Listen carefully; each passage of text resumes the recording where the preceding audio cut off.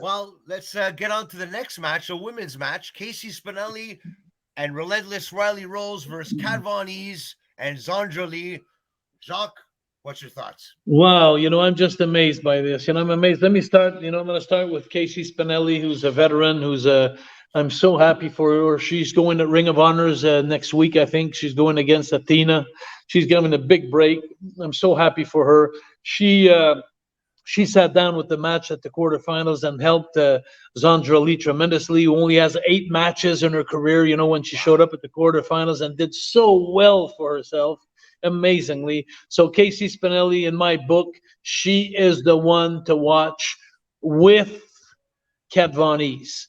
Kat Von Heez, those two that are in there, because I don't even know Kat Von Heez. The only thing I know is the last time she was supposed to wrestle and her opponent pulled out there and at the last minute, and so she beat up the security guard. And it was so funny because she has the showmanship. I coached her on that segment, and she went down and she delivered it right on the nose. So 17. That's fun for me to say. And plus, Jeremy had already told me that she was a great worker. He toured with her, and she's actually Bobby Sharp's girlfriend that we talked earlier. So Kat Von Heez and Casey Spinelli are my picks on this match.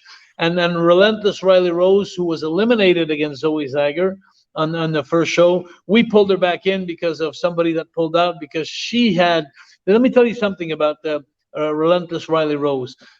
She lost just by a little bit. She didn't lose by much in the quarterfinals, but it was so funny because I got to meet her after, and we spoke, and her mom, that's so implicated in her career and everything, Colleen, and we spoke together, and then they called me the next day and they asked me like, "Oh, Jacques, we're going to be in next year, so what can we do to improve?" So I told her, I said, "Hey," I said, "to be honest with you, I said, there's not much to improve." I said, "You did really good." I said, "The only thing the advice I could give you is like, you need to find yourself a signature move. Like, everything you were doing is like, we'll teach at a school or that everybody could do." And she did it well. But I don't remember her for anything special, like a big move off the top rope or something like that. So the funniest thing, guys, I got to tell you, about a week after that, I started getting videos. And her mom, she's now Rylie, she's climbing up the top rope. She's doing all kinds of things off the top rope. And now she just sent me a message, her mom, last week. She says, "Jacques, wait till she comes back this time. She's gonna." So that's, for me, that says a lot. So I'm gonna be keeping my eyes on Relentless Rylie Rose, because anyway, I'm gonna keep an eye on her. And then now the last but not least is Zondra Lee. Zondra Lee, she has 8 matches. She came into there, and I was so surprised because, I had a hard time to choose between the J&M and her. And J&M has a lot of experience, but she came in, Zondra Lee, and knowing the fact ahead of time that she only had 8 matches, sometimes it's almost like a good movie there, guys. It's, when you hear about a movie that's coming out in the theaters, and someone watched it, and then they come up to you and they say, "Hey, you got to watch that movie. It's the best movie in the world. It's the best. It's the best." So then you go see the movie, and it's like, it was good, but it wasn't so much hype. So that was the opposite. There was so much little said about Zondra, that she only has 8 matches, so don't expect anything. Don't expect. And so when she came into the ring, I really didn't expect nothing. And then, man, she started running, clotheslining, and killing her opponent. And I was going like, and I know Casey Spinelli has a lot to do with that, because she coached her a lot. And so she really impressed me. And when I spoke to her before the match, she came with her dad from Ontario by car.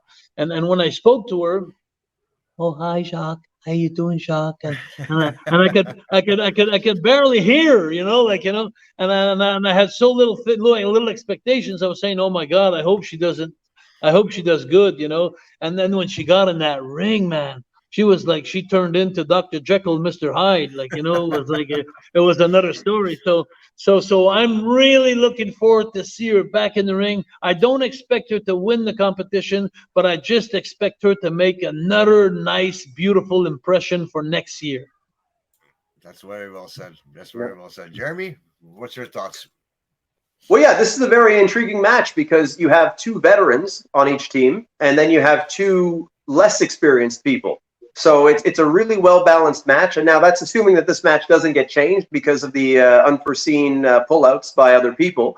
But if it stays the way it is, I'm curious to see how they do. And also another layer to this is you have Spinelli, who's from the Toronto area, as is Zondra, on opposite ends. And then you have Relentless Rylie Rose and Kat Von Hees, who are from Alberta. So there's some familiarity between one person on one team and the other, and one person and the other. So that's kind of interesting. Now we're going to see what happens if the veterans are the ones who advance, or if maybe one of the rookies might surprise them. Because again, it's not about what Jacques or myself, and it's definitely not about what Michelle Manette wants. It's about what QT Marshall wants. So that's what makes this interesting, is that it could be one of these young bucks, one of these young pups, surprising people and having a great showing. I'll go one by one with them. I think Casey Spinelli had a pretty good showing last time. She's very talented, great presence, good on the microphone, great look. And I think she has a lot of the tools. But like I always say, when there are people who have the talent and have the experience, sometimes someone can come along and work harder than them. Hard work goes a long way too. So me, I'm a guy, I know I'm very talented. I said it last year, but one of the things that's one of my biggest talents is I work extremely hard. I want to drive the point home. I want to be like, okay, yeah, I'm really good at all these things, and I'm going to outwork you. I'm going to do it even if it's not necessary, just to drive the point home. That's what this business is about. It's about being undeniable. So I think if Spinelli is willing to work as hard as she usually is, then yeah, she should be having an easy path, to the next round. I say easy, but it also involves hard work. So maybe that's a little contradictory, but I think as long as she's willing to outwork the other people, then yeah, we could see her in the finals. I think that Rylie is also a really hard worker. She doesn't have the experience, but if she took that loss as hard as she did and was right away working on improving herself with no guarantees that she would come back into the competition, then that says a lot about her too. You got to never say never in this business. And that means she started working hard again, right from that was work for Wrestling Academy 2024 that she was doing. And now hopefully that work pays off for her in this year's competition. Exactly. So I like Rylie. I think she's got a good attitude. I think she's very coachable. I like her promos. Actually, I found that she just ate Zoe Sager alive in the promos that she did, both the pre-match one that was put up online and the live one. So I like her promos a lot. And I think that the wrestling, as Jacques pointed out, she just needs a few more unique things to make her stand out. And I think that in a lot of times for people like her and Zondra, that you get that loss, but you get the second chance so soon. You don't have to live with that regret. You don't have to live with, you get that second chance. So now you want to make the most of it. So I'm curious to see what Rylie's going to do this time around that's going to be different. And I think that could go a long way in the eyes of QT, because he was very impressed by how young she was and how good her skills were. I think he said that was one of the best women's matches he's seen in a long time. So now knowing those things, knowing how young she is, and he can see like a night and day, like seeing, oh, I thought she was maybe, let's say a 5 on 10, but now she looked like she's become an 8 on 10 in the span of a few months. That could go a long way to influencing his decision. And remember, if it happens, you heard it here first. Then you got Kat Von Hees. She, as we say in le bon français, donne pas sa place à personne. Like, she's going to stand her ground. And she's a fighter. She's been doing this a long time. She's a powerhouse. She's extremely strong. I've actually been in the ring with her. Jessica and I did a mixed tag match with her, so I've actually wrestled her.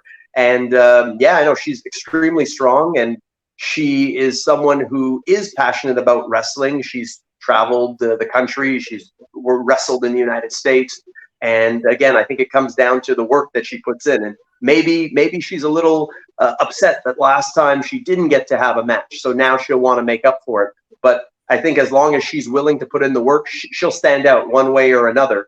I think that the promo is decent. I think that she's got a good look. And the ring work, well, it's going to come down to how much work she puts in, because it's not about what you've done before. It's about what you do on that night. That's right. I think it might even be the first time QT is seeing her, because he wasn't at the last show. So you don't get a second chance to make a first impression. So she's going to have to seize that moment and show what she's all about to QT and to the fans in Montreal.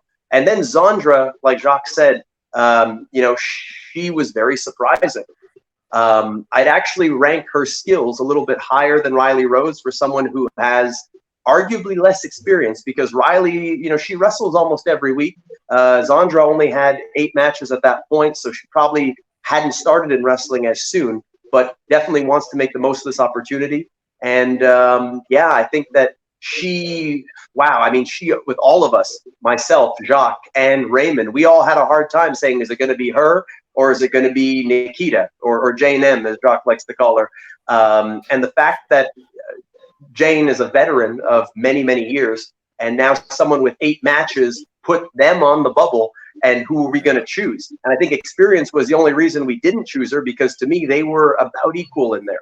So I think Zondra is full of surprises. I think she's a little firecracker in there. She's almost like a Zoe Sager in her own way, where, you see the timid, humble girl backstage, and then in the ring, she's punching and kicking and running. And so it's a nice combination of experience and youth. And I think this match, again, you heard it here first, there might be a big surprise that comes out of this, because Jacques always says QT is a funny guy, and maybe he might want to go with youth instead of experience here. Who knows what happens? Well, it was a nice story, because I didn't know if she was only 7 or 8 matches in, up until Jacques said it when he was commenting on the match. So it never occurred to me that she, maybe in my eyes, it didn't occur to me that she did have 7 or 8 matches. She impressed me. Just goes to show anything can happen in Lutte Academie, and we're gonna have to wait and see what's gonna happen in the semifinal. And I'll say this, Frank. Sometimes it works in your favor that someone can see you, and then they say like, oh well, they've only had a few matches, but they're this good. That's potential. That's a diamond in the rough that we can teach the rest to. And as Jacques says, they don't have the bad habits, and they're already doing a lot of the things right that it takes us sometimes years to teach people. So believe me, that match, an upset can happen.